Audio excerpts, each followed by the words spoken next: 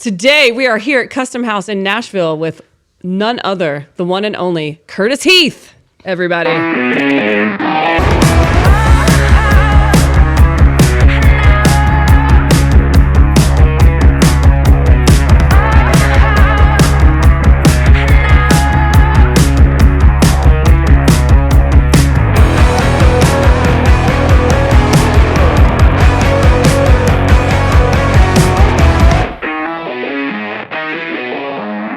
Today, we are here at Custom House in Nashville with none other, the one and only Curtis Heath, everybody. Thank All right, you. what is your title? Because I don't even... I am the president of business solutions for Guitar Center. That's your title? Yes. Has AVDG... AVDG, Custom House, and GC Pro are the departments, or the individual departments that make up business solutions. And now...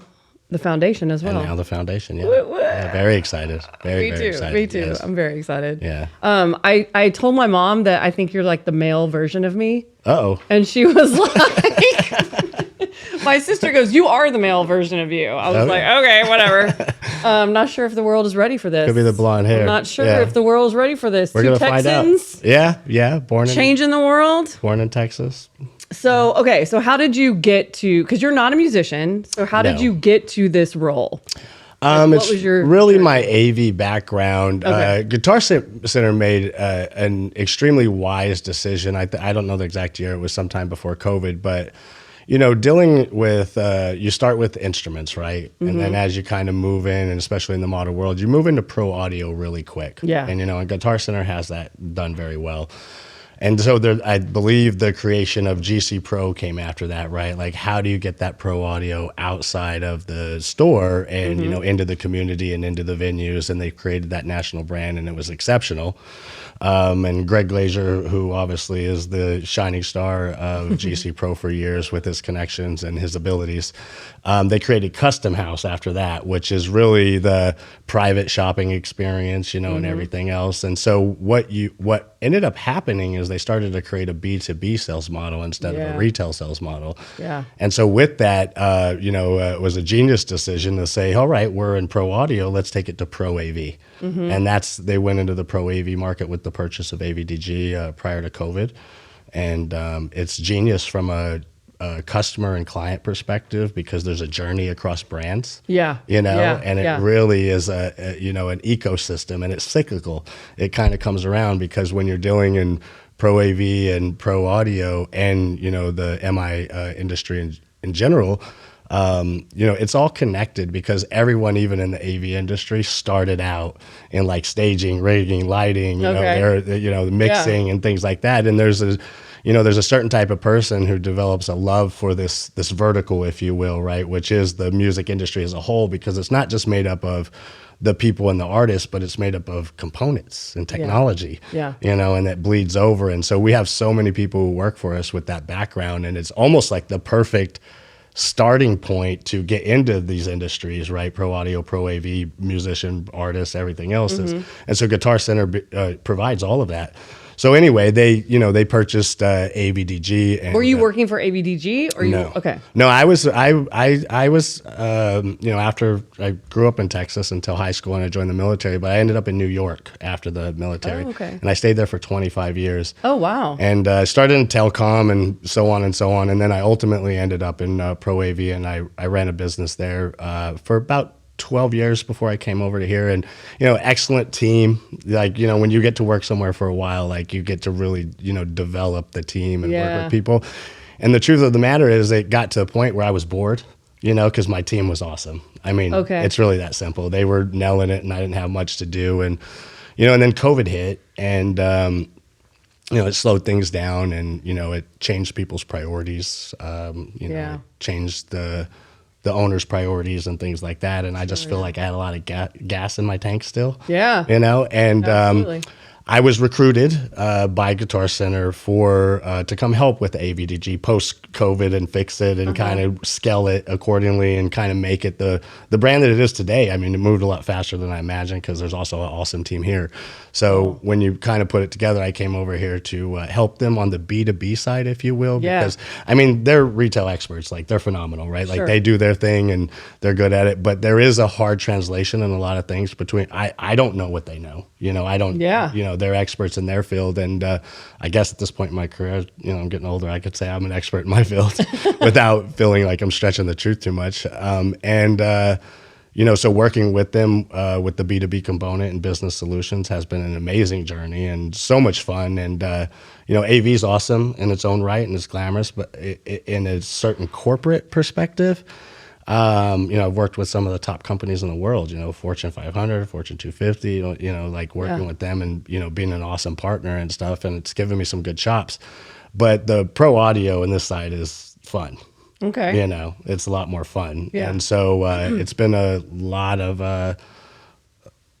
good energy, a lot of, kind of reignition, if you will, of, career and life and like what's next and things like that. And there's a lot of opportunities. And so we're just having a blast. So did you meet Greg before you took the job? Or? No, not at all. Not at all. I made a deal. I was already the president of a company in New York. And so coming over, there was some, there's sacrifices and gains and different things like that. And AVDG was in a place where it needed 100% dedication. And so I came over and was just focused on that. Oh, okay. But I did make a deal, which was, hey, when I fix this and get it to where you want it, I want GC Pro and Custom House as well. And you're the fixer. Yeah, that I developed a reputation, I think, in the AV world doing that.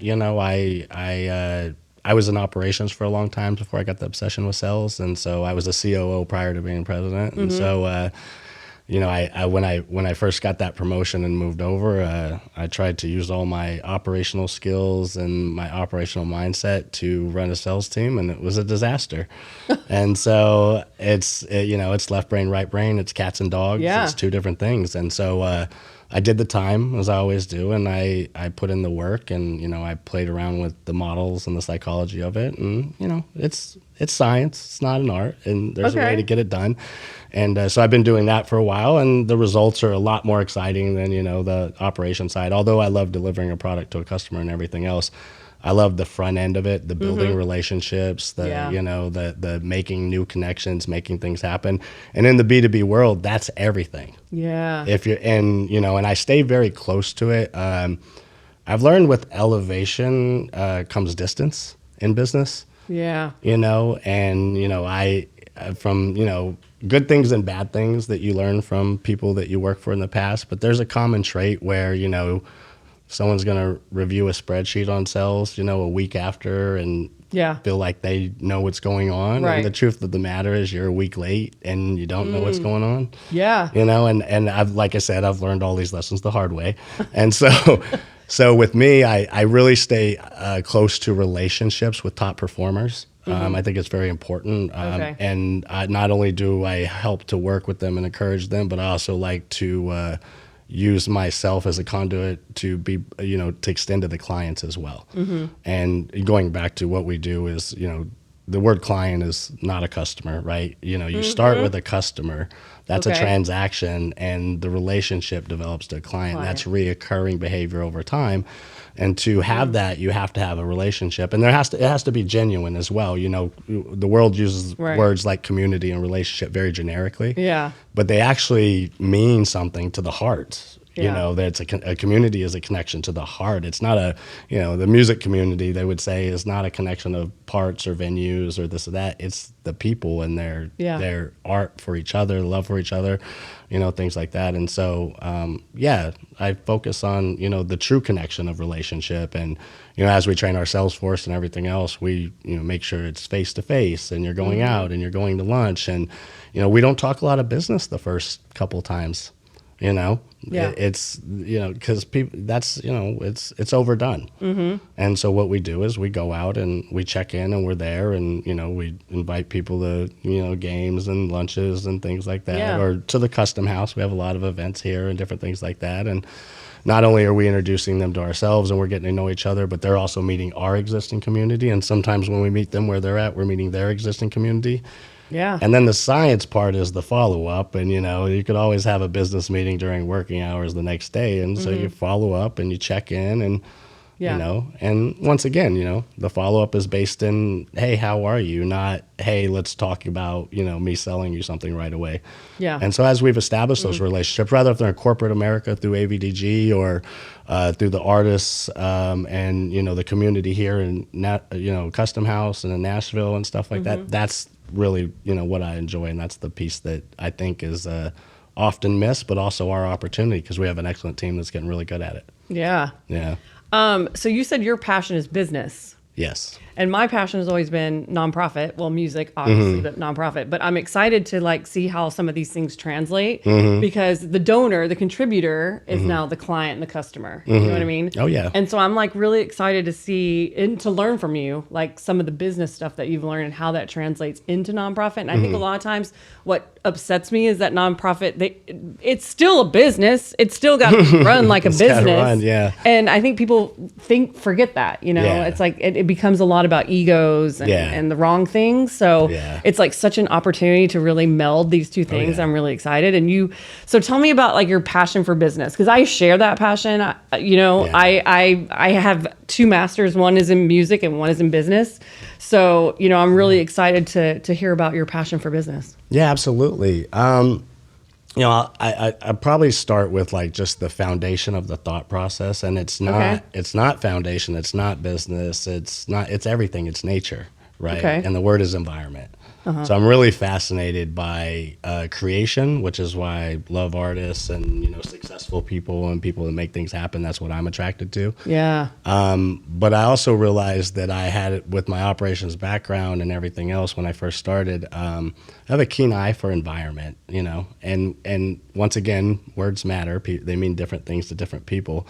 And so, the environment for, anything is really based in, is it a safe environment, right? Is the safe one, because that's where, things can develop into bigger things. And so environments are made up, if you use the operation mindset, of processes, rather if it's nature, a business, a foundation, there's a process. And the less friction that's in the process, the healthier everything that is around it is. And so that's a big part of it, is fixing the backbone so it can carry the weight of success, right? Rather if it's a foundation, business, or Central Park, an environment, right? Like a garden or something like that. And so I'm really obsessed with fundamentals, right? And that it could even be your own home. We've all walked in you have a big beautiful house and they have all the money in the world, and if the energy's wrong, you have the wrong environment in your home. And so so the energy part, I guess, is what we'll get to. Is so the way I view pretty much everything that I interact with, after it has a good backbone and a good process so things can develop, is the last thing every environment has is energy, right? So if you use the sunlight, that's the energy. And I think this is where a lot of people get it wrong, but there's only one answer. And the answer is, the only energy I should be providing into an environment that I'm helping develop is growth. It's the only thing, right? So if I'm interacting rather with my associates or my clients, or dealing with problems, right? Because we all learning is based in suffering, so that's making the business grow too. Yeah. So it's really fundamental about my role in understanding that it's my job to really create the environment so everyone can develop and thrive. And so the energy I try to bring is based 100% in growth, and that way people can develop. And I don't, going back to how that translates and how that even looks, and why I'm fascinated by the music industry and artists, because that's creation. Yeah. Creation. Yeah. It fascinates me. And often I say ideas are a dime a dozen, but implementation's one in a million. Yes. I hear good ideas from people all day long. I probably have a lot of good ideas, but the art is, do you have an environment that can produce that into reality? And that's creation, and that's artistry. Rather, if you're in a corporate environment, creating a new product or developing people or creating, new processes, as simple as that. Or if you're in a guitar creating a new song or, things like that, it's creation. People often miss what's in their face the most in their entire life, and they don't ever guess what it is. What do you see more than anything through your entire life? It's just one thing. What do you see? We all see it more than anybody else. Light? No. What do you see? No. Yeah, close. What'd you say? Yeah. It's your hands.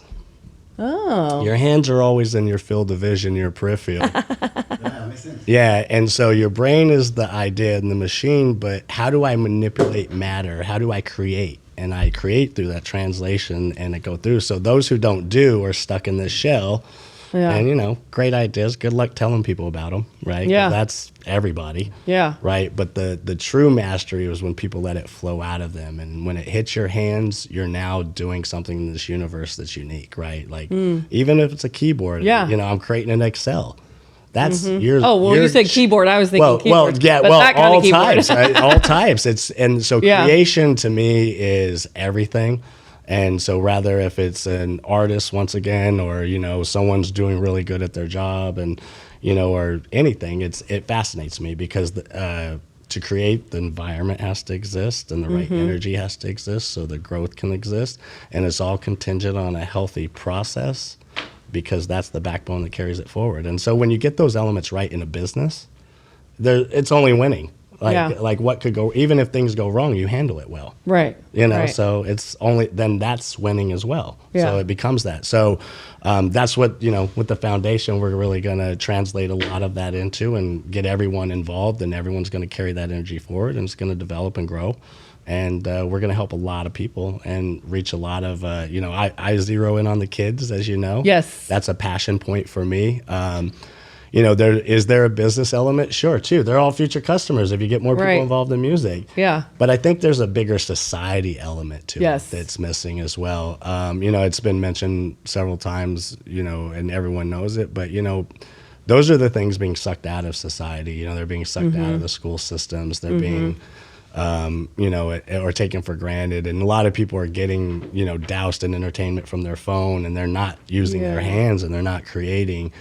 And, who knows what the future looks like, but I know for a fact that, it's soul food to go outside and see the sunshine or strum a guitar or, paint a painting and, things like that. I think our society really needs that. And, I'm also big with accountability. So as you've gotten older, you guys do a lot of great things for great people, but I look at these kids. And, my kids are older, so it's very sentimental to me as well. And the fact that, I missed them when they were young. Yeah. That's when I loved them the most. And so, I look at that in that development, and I worry about the environment we're creating for them. Yeah. I worry about the backbone of the environment, the process to help them develop. And then I worry about the energy that's being put on top of them. Is it anything but to help them grow? Is it anything but positive? And, then there's the part of what can I do? Yeah. Right. And, I've gotten a little bit older, and, my greed is tiered down a little bit. I bought a lot of stuff that I don't need, but you have to do that to realize you don't need it. Right. So everyone, good luck with your journey. You can't take it with you. So, now that that's kind of kicked in, hearing about the foundation, and then just at first trying to help, right? Cause I was like, hey, I could interweave this and get some participation. But then when the opportunity comes up to really make a difference, I'm jazzed. Yeah. I think it's super exciting. It's a different conversation. Right. It has different traction, and the follow-ups and what's been happening is very strong. I've been really thinking about it a lot lately. When I first did AV client to us to the client is an interesting experience because it's corporate, it's formal. It's buttoned up, it's very professional, and that dynamic and that relationship is there, but they're also, it's competitive environment and everything else. So you're really pining to the customer, right? You're really playing that game. And then when I came over in the pro audio space and really started watching the sales team work and how they do it, I noticed a different dynamic, which is there is such a need from these, because what we have makes their product. It's how they make their money. Yeah. And the level of like desperation and help and need they call with is like, I was like, this is not corporate America. You know, this is not how they ask for stuff. Yeah. And the timeline is now and the middle of the night. And, you know, and I thought about it. I'm like, this is how they make their living. We're helping them make their living by giving them the ability to produce their sound, you know, and any different level. And so I found that really fascinating, you know, and I love learning. And so I started to really play in that field and kind of, you know, see how that game and how it unfolds, and watching the masters that I work with do it and learning from them. You know? And then, you know, the foundation, that's like an entirely different scenario. We've been talking to, you know, clients and customers, pro audio, pro AV, and the guard drops. The guard is down instantly. Wow. There's no positioning. Right. Wow. There's no, I'm not selling. I'm not selling anything for the first time in my life. I'm not selling anything. And the response is phenomenal. Like, people do want to help. Yes. Right. Yeah. Like, they do want to help. And I honestly feel that like our system is so capitalistic. Yeah. You know, that it's so money driven that it's missing heart. Yeah. Right. And so everyone's like, give me money, give me money, give me money. So the people we're talking with, we're not asking them for money. We're asking them to help us get more stuff. And they're actually participating. They're coming more on the volunteer side. Yeah. You know, money comes, money goes. Yes, we'll do things and we'll do this. But it's really going back to they want to be part of a community of giving. Yeah. And so I've kind of been blown away with it. I was thinking about it last night after I was like crazy week, crazy events, and, you know, coming down from 1,000 conversations. Yeah. And the overall picture is the response rate is insane. And so to me, it's the biggest opportunity to do something good for people, to give them, you know, a little bit of, you know, good energy so they could develop, right? Because that's what we're supposed to do. And when you say leaders, rather if you're at a company or your parents or you're in politics and stuff, like the only energy you should be putting on to the environment is to help it develop, just like sunlight helps plants grow. That's it. Yeah. And so if you're putting out anything else, you need to check yourself, because that's ego and greed, and you're distracted, you know, and because people are great. We're the creators, you know, we're the ones who do it. And you need to do that with everybody who's, I don't want to say beneath you, but with you on your journey, looking to you. Yeah. Right. Well, and it's interesting you say that, because I feel like, you know, some people are like, well, I don't like to ask people for money. Oh, I hate to ask people. And I'm like, you're giving them an opportunity to change the world. Yeah. Like, why would you not want to give them that opportunity? Yeah. You know? Yeah.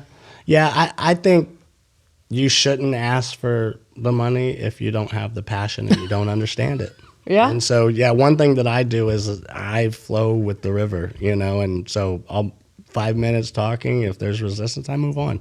Because my time is money, and I'm actually helping kids. And if you're wasting my time, I'm also at the age where I don't have a high tolerance for that. So, so if they don't ask. Yeah. If you don't, listen, if you don't want to help somebody, don't, exactly. Right. I'm not here to not here to convince you of that. What I am here is to spread the message, market the hell out of the foundation, get a lot of people involved in helping it grow.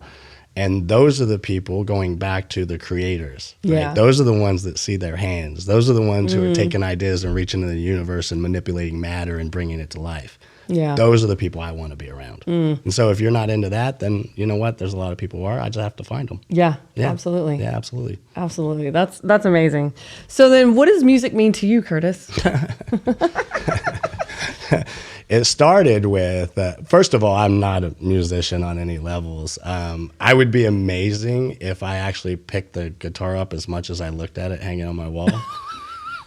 I would. I'd be 20 years in. I'd be thousands of hours in, but I don't. And for some reason, I struggle with that, but that's a whole nother story. Okay. I'm like, we'll talk about that. Yeah. Why haven't I put in more time? I'm a solid like 2 months in, and then I put it away for a year and a half, you know, so I'm just one of those people. But it goes back to music for me is like childhood. Right? Like, we didn't grow up with a lot of money, you know, we didn't have a lot of channels and this and that. And my mom was very young, And so music was on. Music was in the car. Singing along is mandatory. I was at a lot of parties I shouldn't have been at young ages. Sometimes I'm like, Mom, dude, I have this weird memory. She's like, oh, no, you don't. I'm like, okay. Yeah. Like, Mom, was I hanging out at a bar with you? But that, I'm. Well, I mean, hey, she didn't have childcare. Yeah, different era. And, but like music, even it got to the point where like I've fallen asleep, my entire, up until I went to the military with the radio on at night, and I kept up with it and I mixed tapes and stuff. And I was kind of known for like finding new music when I was, I graduated in mid-90s from high school. So. Yeah, we're the same age, remember? Okay, yeah. Pre-internet, pre-everything. Exactly. And so it was like West Coast, East Coast, Dirty South. I was in Texas. We were going down to Houston and getting mixtapes. I knew DJ Screw because we used to buy tapes out of the back of his Whoa. Yeah, like so like we were really into that, and like so getting new music was like being cool in high school when I was in, right? Like, and so it was a thing, and then if you got the tape, you had to, everyone wanted to burn it or mix it, and so did a lot of that, but that has nothing to do with like the people I work with. They're actually accomplished and have real things. So, but to me, it's I think it's like frequency and art form and going back to that development and energy thing. Like there's a reason why everyone likes music. Yeah. Right. Like it talks to your soul. And so to me, music is soul food, simply put. And so having a chance to work around it and be around it is enough. Yeah. Yeah. It's enough. That is enough. Yeah, absolutely. I sing in the car alone, but that's it. Yeah, that's awesome. Yeah. No, but I love that because you understand it. I mean, you get it. Yeah. And so that's... Well, I was really big into art in high school. I was in gifted and talented all through art school. Little self-plug there. And it was for, painting and drawing. And I just had a natural ability and I did a lot. I didn't pursue it. I had a scholarship. I went to the military instead because I wanted to... I'm action versus, I didn't know a rich artist at that time. So painting pictures, it was a different So time. you draw and you paint? Yeah. That's why I love marketing. Okay. And marketing is like a big part. Those work with is like I do a lot of the marketing drive and like ideas and let's do this and stuff because I love that creative side. It's vision. Yeah. Right. It's vision. Like you don't pick up a guitar without a vision of what you're going to end up with in the future, and you want that. You see it.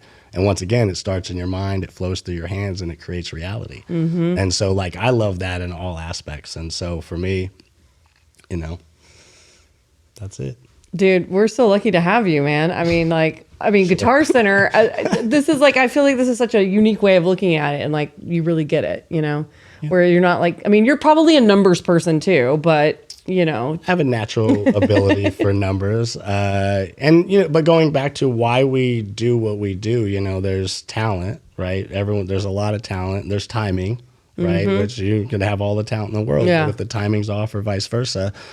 And then there's like, being well-rounded as an adult, right? Like mastering one's craft, Amor fati, which is like embrace your fate, is a lot of people are complaining. And if this was this way, I would be that way. Or if I had this, I would do this. And the truth of the matter is look around and work with what you got and develop it into something more. And so like just anything in that mindset I'm drawn to. And that's once again, musicians and creation and art and all fun stuff. I'm a big fan of martial arts and how I just noticed that. So. Did you grow up doing that? Yeah. Okay. Yeah, I've been doing it on and off with different trades for about 25 years. And then that's amazing. Jiu-jitsu's my heart of hearts, though. It's something I love. But it also goes back into what we're talking about. Right. It's problem solving. It's mechanics. It's leverage. It's not like brute force somebody punching me in the face. I don't do that anymore.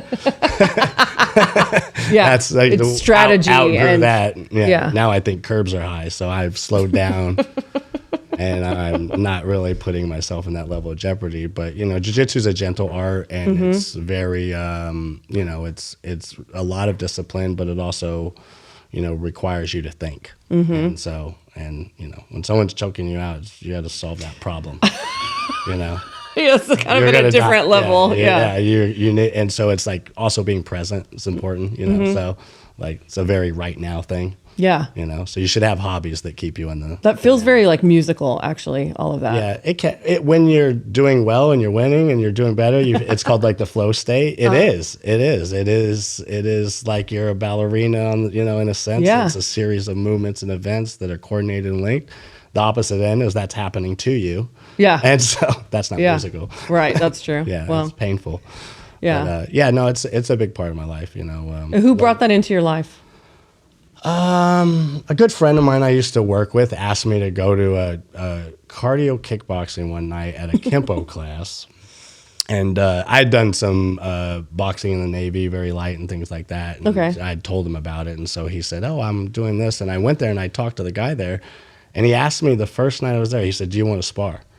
Wow. Yeah, I know. And I said yes because I was super excited. I hadn't been in a fight since high school. You know, like, what? Yeah. And we went at it, and I went home, and I was on cloud nine.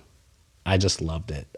I did. I just loved the adrenaline, the threat, you know, the problem solving, you know, and things like that. And so I really got into this Kempo / MMA because we were doing a lot of things and all that stuff. But that really bridged into jiu-jitsu because, you know, I couldn't do anything on the ground. All I had to do was knock me down, and I was like, I had no idea what to do. And so I started doing that quite a bit, and I just fell in love with it. And so that's really all I do now. I have for like the last 15 years. And you still do it? Yeah. Oh my God.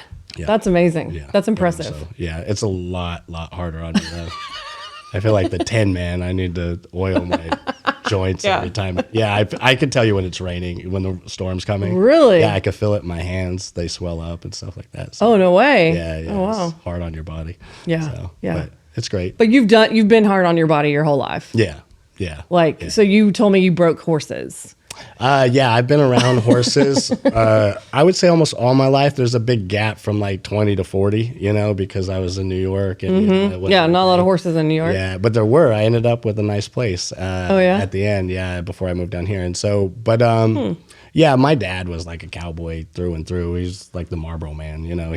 That's what he did. That's how he dressed. You know, I've never seen him in a pair of sneakers in my entire life, you know, and everything before he passed. And he was, you know, hard on us, but you know, in hindsight, you look back and you're like, so many benefits, and so much learned and so much confidence, you know, and abilities, you know, we worked on semi engines when we were 8 years old, you know, we were doing things that, you know. Is there any like parallels between breaking horses and business? Yeah, absolutely.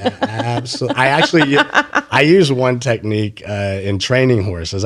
Breaking horses, you know, modern. So we're in training horses now. We broke horses when we were younger, but there's a lot more gentle and better ways and things like that. So like we really got into training and development, just like people, right? But it's skin, muscle, bone is the basic. So horses are a bundle of nerves. You know, they can feel your heartbeat 5 feet away. They're a flight animal. You know, so you have to control yourself around them to actually be good, so they look to you as like, you know, the head. And so if you have any anger or the wrong energy or anxiety, that's not the day to be around the horses, right?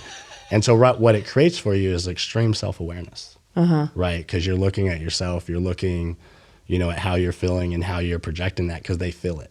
Yeah. Right? And so for me, like I fell in love with being around horses and training them because of that energy thing. It's the closest thing you're going to get to Avatar, where you plug your hair to theirs, right? Like you have to be connected to be successful. You know, a lot of people, you can get on a horse and it can ride and everything else, but to truly train a horse, and you know, you need to be connected.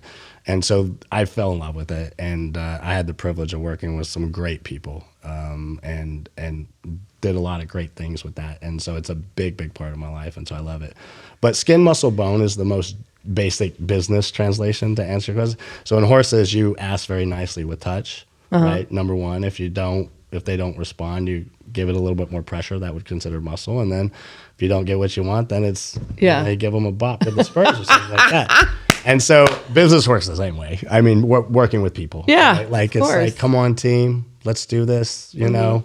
Yeah. This is why, explain the mission, show the chart, get ideas, do the thing. And then, you know, there's follow-ups, there's check-ins and stuff. And sometimes it happens, and that's great. You know? But sometimes it doesn't. So you move. Sometimes you got to crack the whip. A little bit more like, hey, yeah, this is your job. Now the tone changes, and then it moves along. And you have to do that to get the result. Yeah.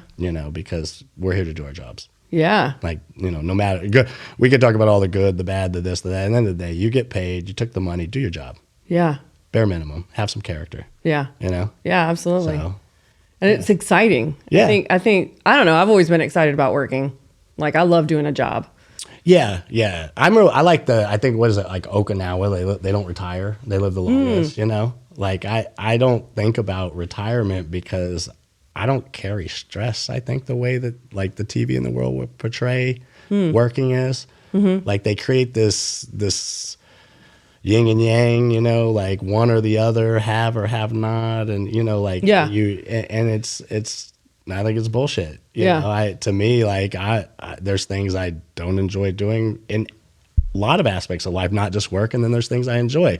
So it's like, to pick apart and to critique yourself, you should look at what you're doing, where your energy goes. Try to spend as much time a day, the things that motivate you. And yes, do your responsibilities are the things we have to do. Yeah. Right. That's why you have such a good energy about you. Yeah. Yeah. I don't get stressed in the sense that I think most people would, especially in corporate America. Yeah. Yeah. Man. And do you think that that's something that someone can learn? Like, I need an injection of that. Yeah. I mean, self-awareness has been proven that it can be learned, right? And the crazy thing is I think it's like 85% of people say that they're self-aware in the most recent study. And the truth is only 15% are. So you're not self-aware about being self-aware. Well, yeah, how would you know, right? OT. And so it's a weird conversation, especially when you're working on developing talent in people, because I don't move forward until I have that realization in them. Like I work on it subliminally, directly, depending. But you have to have an epiphany that you're not, so you can begin to work on it, and that's the hardest part. Yeah, that's the hardest part. But it's doable. I've seen so many people, top that last rung on that ladder, and it changes your life. It changes everything. So that's great. That's great. Yeah. Well, thank you so much for your time today. No, I cannot thank you enough. This is exciting. Yeah. You weren't even supposed to be here, so. Story of my life. Well, it's all meant to be. Thank you. So, yeah. Thanks, Myka. Thanks, y'all. Everyone. Yeah. You made it to the end of the show. I hope you enjoyed it. It was so inspirational for me. If you enjoyed it, please like us. Please follow us, subscribe, comment in the comments. Do all the things. Go to guitarcenterfoundation.org, make a donation, help us continue to give music to people who need it the most.